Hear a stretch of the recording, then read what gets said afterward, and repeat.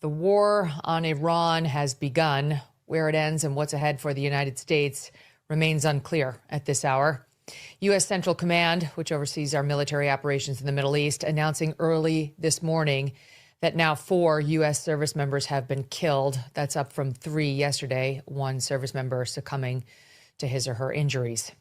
Just a short time ago, President Trump gave an interview to the New York Post where he did not rule out potentially sending U.S. ground troops into Iran.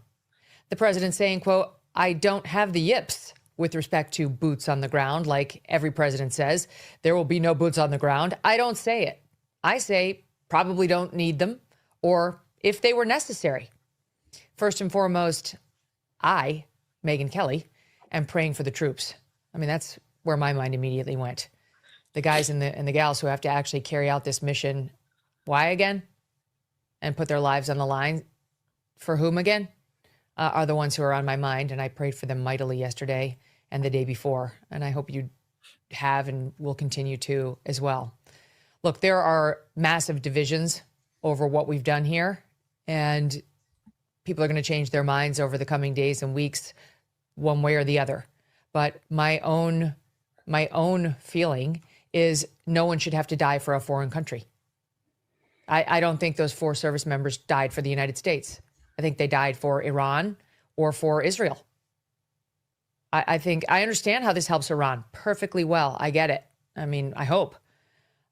Long term, we'll see. But they seem rather jubilant. 80% of the country does not support the Ayatollah. He was a terrible, terrible man. No one's crying that he's dead. No normal person. But our government's job is not to look out for Iran or for Israel. It's to look out for us. And this feels very much to me like it is clearly Israel's war. Mark Levin wanted it. It's his war. Ben Shapiro, Lindsey Graham, Miriam Adelson. That's obvious. They're the ones who've been pushing us into this. But in case you had any doubt whatsoever, the Washington Post is reporting it explicitly this morning. If I could just say this. Number one, Megyn Kelly's clip that we ran before is saying who those troops died for. How dare you, Megyn Kelly? How dare you tell a military person who has sacrificed their lives for our nation in our uniform, when they are sacrificing their lives in our uniform, how dare you tell them or their families or our nation what they died for? Oh, you better be careful. She'll come right back at you. I'm She's like a roller derby. I'm not afraid of her. But I have my heart with my friends in the military. You do not get to authorize who they died for. So let me just clear that up. I'm not, and I come here, I may vote Republican and I'm a conservative, but I'm a thinking woman. And I have a heart with this war or military attack. Are you glad that the leaders there are gone, that they're not flinging women off buildings and gay people off buildings anymore? It absolutely isn't Israel's war. And anyone who tells you that the United States is anybody's lapdog has no idea who the hell we are. If anything, this is, like we said last week, the people who can't keep Israel out of their mouths. These are the people who are the anti-Zionists. Their whole worldview is shaped by what Benjamin Netanyahu had for dinner last night and what he intends to have for breakfast. She has been lost in the sauce for quite a while. And this is not new for Megyn. There's something about people, podcasters, especially podcasters on the right. I don't know if they do it on the left because, I don't watch them. But it seems like once they reach a certain level, they do anything for a click, anything for a like, sell their soul to a devil, make an expose about a grieving widow. I mean, there's not much. I'm waiting for Candace to come out with an expose on Charlie's dog. You know what I mean? They will do anything to stay current. I don't know if it's the intoxication of fame. Megan's an older person, as compared to Candace. She's a much older person. So she was around when we had real trouble with Iran. She was around when she saw American hostages taken. She was around for that. So this is kind of unforgivable. And she's a much smarter woman than Candace is. And I'm not saying Candace is dumb by any stretch of the imagination, but Megyn is an attorney. So she knows better. And she knows better in a big way. Do I say I'm disappointed? No, because lately she really has been fumbling the bag. This incessant tagging that she does of former Prince Harry's wife, I mean, they do whole episodes about this girl who's just minding her damn business. And then this whole thing with Savannah Guthrie's mother disappeared, kidnapped, murdered. God forbid she's been murdered, but held somewhere against her will, most assuredly. It's not the same. It's not the same Megyn that we're used to. I don't know what's going on with her, but I hope she can find her feet and find a way to stand up for this nation. This is absolutely despicable behavior on her part. I don't watch Megyn anymore because they've gone far afield from what I personally believe. There are very many people who are new. I like to call them Trumpers. They're very much new to conservatism. They're very much new to the Republican Party.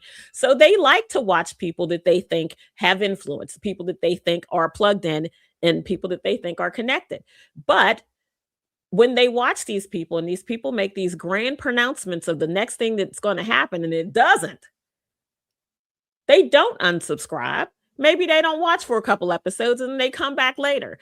I look at it like people who used to watch The Price is Right. You didn't watch it every damn day, but if you was homesick with a cold, you watched the damn Price is Right. It's very much the same thing in podcast world. But I will say this, Megyn Kelly has made it a point to try to be a little bit more forward in the way that she presents information. That point I will give her. She does try to bring on experts, to kind of give some counterbalance to her own personal feelings. But this is my point. You can't tell me that you're praying for the troops. You can't tell me that your heart's in the right place, but you're not supporting or understanding why we're doing this when you were dead ass alive when all this kicked off. Again, Candace is a whole different beast. I mean, she's young, she's wasn't there, but Megyn has a bigger worldview. She was a journalist. She was a reporter. She was or still is an attorney. She was alive when this happened. This foolishness with I don't understand why we did it tells me that she's forgotten, much like New Yorkers have forgotten 9/11. Now go ahead and tell me you haven't, and I want you to pull up a picture of your damn mayor and tell me how much you haven't forgotten. People forget the big impact of things, and this is where I think the White House could pick up some steam. Instead of rolling out Marco, who's doing a terrific job, take nothing from him, they need to educate the people who inhabit social media, mostly younger people who have no idea about what it means to break into a U.S. embassy and hold people hostage. When you have Jimmy Carter in office, who formerly was the worst president in United States history, but has been overtaken by Joe Biden. Imagine this happening if Kamala Harris was president and they took hostages, American hostages, and the American administration said, well, we're going to talk to him. We're going to try to barter with him. We're going to try to figure it out. Right. And then in comes Donald Trump, a la Ronald Reagan, and says, oh, no, you're going to let him go or you will bleed every single day. They let the hostages go. So there is some history here that I think people don't understand. They just think this is Israel. You have to go back all the way back to 1953 and understand the genesis of this argument. And I think the White House would do good to do some PSAs about how we got here so people don't think this is Benjamin Netanyahu dictating U.S. foreign policy. That would never happen. Right. Absolutely. And not just that, but the idea, and I know we have super chats, we're going to get to you guys. The idea of them continuing to insinuate that President Trump is being led around like some lapdog. I mean, he is the last person to be led around. And from the very time that he's touched down on the political scene, he has always marched to the beat of his own drum. Always.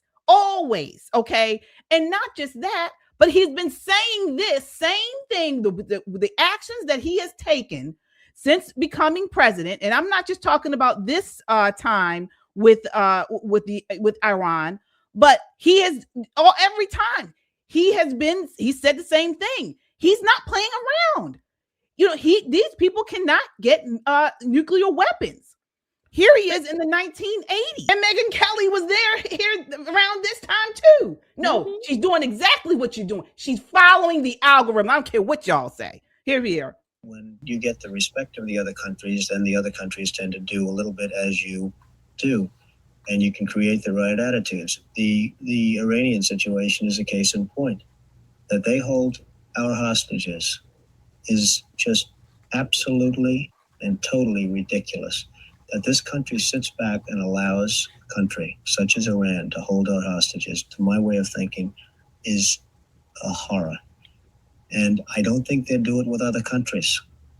I honestly don't think they'd do it with other countries. Obviously, you're advocating that we should have gone in there with troops, etc., and brought our boys out. I absolutely feel that, yes. I don't think there's any question, and there's no question in my mind. I think right now would be an oil-rich nation, and I believe that we should have done it, and I'm very disappointed that we didn't do it, and I don't think anybody would have held us in abeyance. I don't think anybody would have been angry with us, and we had every right to do it at the time. I think we've lost the opportunity. There you go. Folks, Trump's pattern has been clear. Act decisively against threats. He did it in 2020 when he droned Soleimani. He did it in 2025 last year when he struck the nuclear fields, and he's doing it now, ramping up this bombing against them as they rebuild their nukes, the missiles, and cracking down on the freedom fighters. He has been the same. Listen, they can't have it both ways. He can't be Hitler, Mussolini, a dictator, an authoritarian, and a lapdog. I mean, you got to pick one. But remember, I said this last week. Last week when everybody was like, oh, I said he's going to do something this week that gets them fired up about something else. So we're not going to worry about them being mad at Trump. This is him keeping his foot on the gas pedal. Look out for this week. This week is going to be chock full of surprises. Like he's saying, we are far ahead of the timeline that Sec War had set up for this particular operation, weeks ahead of the timeline, matter of fact. So we're going to see where it ends. However, make no mistake, Israel is going to get its licks back. Make no mistake. If you're thinking because the United States steps away from the operation, everything's going to go back to normal, you need to know Israel has its own list of things that it wants to get done. This is very much how allies work. You know, I want a little off of column A, you want a little off of column B. Let's go in together and make sure that we can take out what we both need. But Israel has much more at risk than the United States does. Much more at risk than the United States does. And their list is very different. Their reasonings are different. And so I understand what Megyn Kelly is saying. Yes, Israel does have a lot to gain. Make no mistake. But at no point did Bibi Netanyahu come to Washington, D.C. last week and tell President Trump what he needed to do. That's not how any of that happens, ever. And she should know that from personal experience.